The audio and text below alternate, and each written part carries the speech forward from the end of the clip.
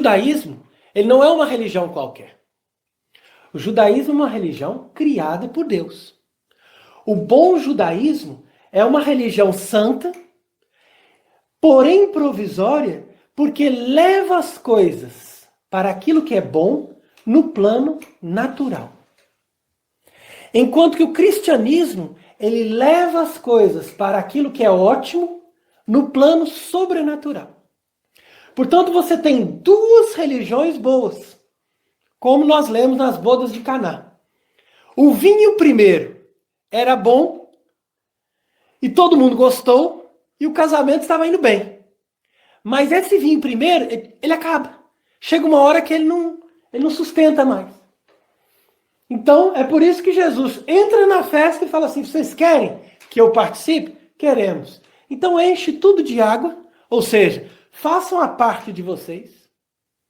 Né? A água representa a fé, representa o batismo, e a partir dali eu vou transformar aquela água em vinho e vou dar para vocês um vinho muito melhor, que é a vida sobrenatural. Então, o que vai acontecer?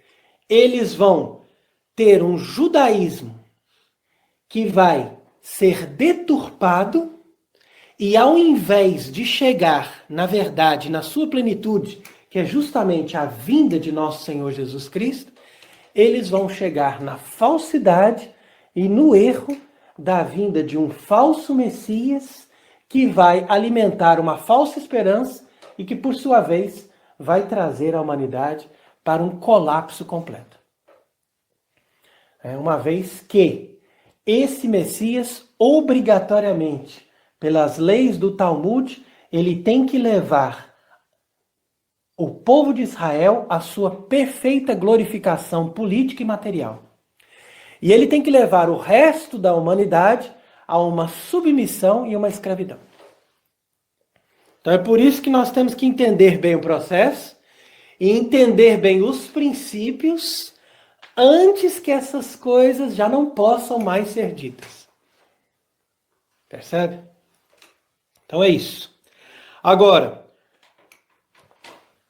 o rabino Alan Solou, em 12 de fevereiro de 2009, ele fez uma conferência dizendo que, como foi confirmado no documento Nostra Aetate, a aliança entre Deus e o povo judeu é eterna. E essa conferência desse rabino foi publicada no Jornal do Vaticano. E aquele que era responsável pela relação do Vaticano com os judeus, o cardeal Casper, ele dizia que a velha teou o fruto naquela figueira e, não encontrando, ele amaldiçoou a figueira. E imediatamente a figueira secou. Mas ele diz também, quando virdes que a figueira começa a dar folhas e brotos, sabei que o verão está próximo. Então quer dizer que aquela aparência de maldição que ficou naquele povo de Israel, que sofreu por causa daquilo, todos esses anos, agora já não há mais. Porque o povo de Israel começa a ter muita prosperidade, começa a voltar para a terra de Israel e começa a manifestar uma glória que antes ele não tinha. E uma aceitação universal que antes ele não tinha. Uma vez que através de todo um sistema financeiro e de um sistema de imprensa e de propaganda, eles conseguiram dominar também o sistema político e o sistema religioso. Então é por isso que hoje os judeus estão chegando na sua glória. E é por isso que nós podemos dizer que estamos no fim do tempo dos gentios. O fim do tempo dos gentios culmina com a apostasia na igreja que os gentios organizaram, ou seja, a Igreja Católica. E essa apostasia e morte da Igreja Católica só será sanada quando os judeus se converterem, em grande parte, e a igreja for restaurada por uma intervenção divina com a liderança desses judeus convertidos. Então é por isso que nós devemos entender bem os passos que nós estamos. Porque os judeus já estão prestes a proclamar um Messias para eles. Esse Messias será uma promessa de uma humanidade mais evoluída, de uma humanidade livre de guerras e de pandemias, de uma humanidade livre de conflitos e de pobreza e de desgraças. Mas ele vai também mostrar o seu envolvimento com o próprio Lúcifer e com a mentira que está escondida por trás de tudo isso. E quando nós virmos todo esse embuste bem declarado e bem definido, aí sim nós vamos observar muitas pessoas se convertendo ao catolicismo verdadeiro, e entre eles, protestantes e muitos judeus.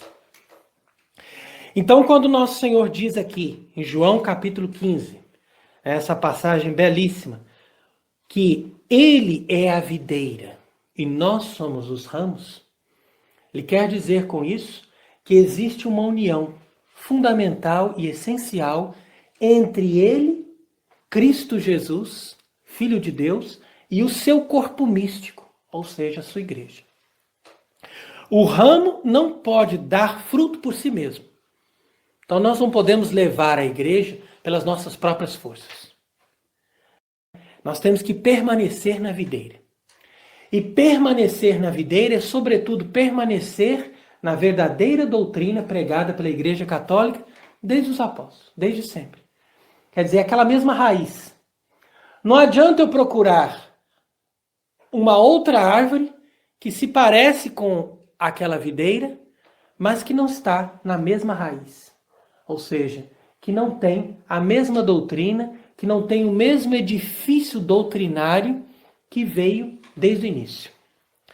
Então é por isso que nós vamos fazer questão de mostrar todas essas comparações para, não somente hoje, mas também em outras conferências, explicar cada vez de uma forma mais clara que para nós sermos fiéis a nosso Senhor Jesus Cristo e para sermos fiéis à sua verdadeira igreja, nós temos que seguir a verdadeira doutrina.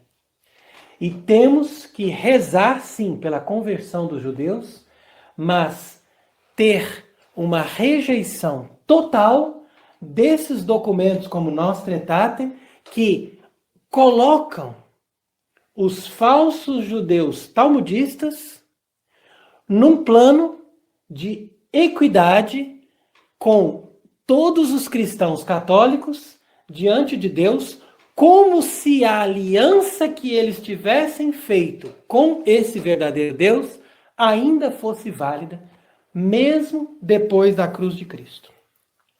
Então aqui eu termino mostrando essa apresentação belíssima de São Leão Magno, quando ele diz que na cruz do Senhor foi feita a transferência da lei para o Evangelho, da sinagoga para a igreja. Portanto, na cruz morreu a lei antiga e que vai ser em seguida sepultada e a partir daí se tornará venenosa e mortífera. Então aquela lei antiga que era boa, morreu ali junto com Cristo na cruz. E a partir do momento que ela foi sepultada, ela se torna venenosa e mortífera. E ela cede lugar ao Novo Testamento. Então, guardemos isso no nosso coração, sejamos fiéis e possamos dar o nosso testemunho do verdadeiro